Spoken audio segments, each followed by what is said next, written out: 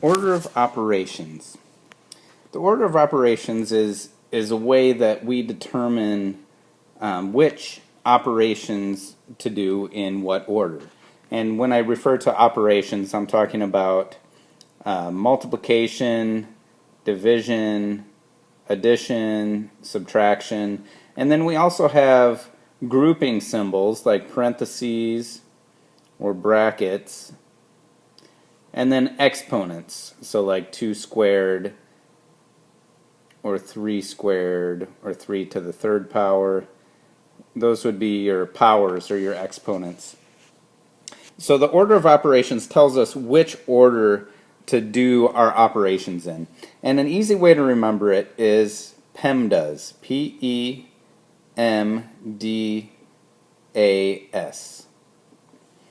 And the P stands for parentheses, or that's also our grouping symbols, because it's not always parentheses. There could be brackets or other grouping symbols, but it's parentheses. Parentheses.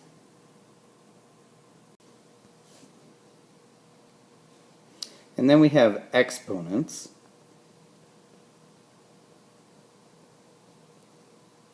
And multiplication.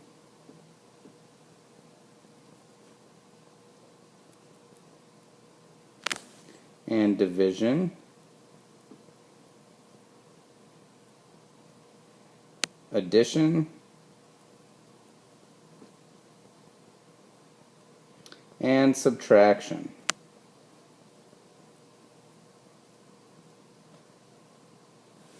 Now when we use these in order, it'll give us the right answer. If we do them in a different order, sometimes we'll get the wrong answer. So let's look at an example.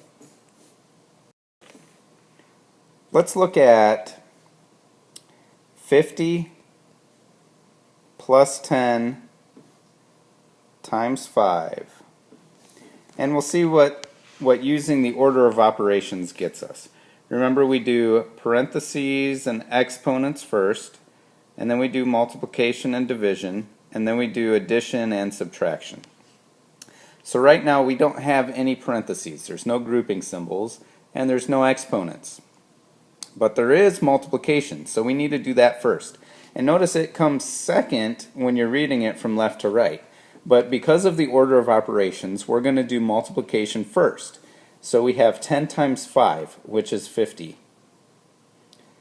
And then we can do division, which there isn't any division. And there is addition, so we'll do that next. So 50 plus 50 equals 100. And there's no subtraction, and we're done. Another example would be 20 plus 8 divided by 4. Now, with our order of operations, remember parentheses, then exponents, multiplication, division, addition, and subtraction.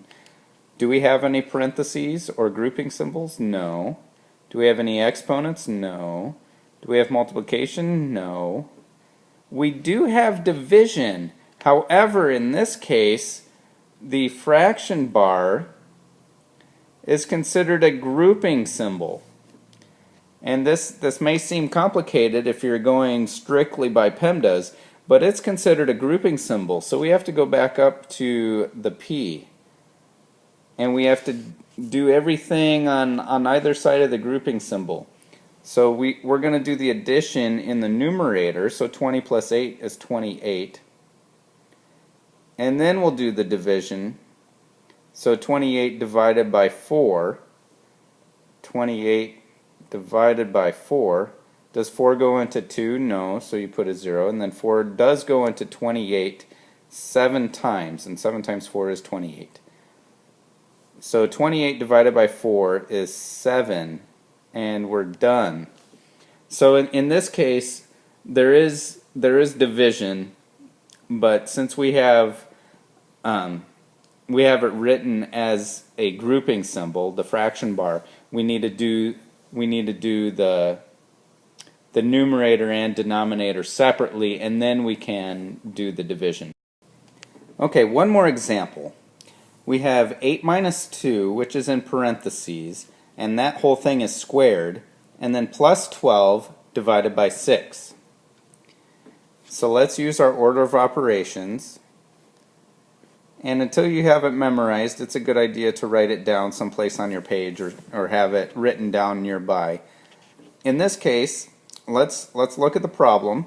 And do we have any grouping symbols, any parentheses? Well, yes we do, the 8 minus 2. So let's do what's in the parentheses first. So 8 minus 2 is 6, and I'm going to rewrite the whole thing. But instead of the 8 minus 2, I'm going to write 6, because we're going in the order of operations. And now we have 6 squared. Well, at this point, we didn't really need the parentheses written, but since we have them written, we can write 6 squared, which is 6 squared, which is 6 times 6, which is 36.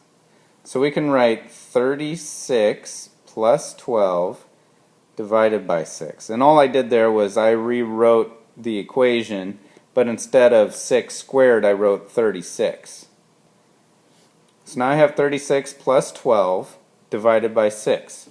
Now the order of operations here, all we have is addition and we have division.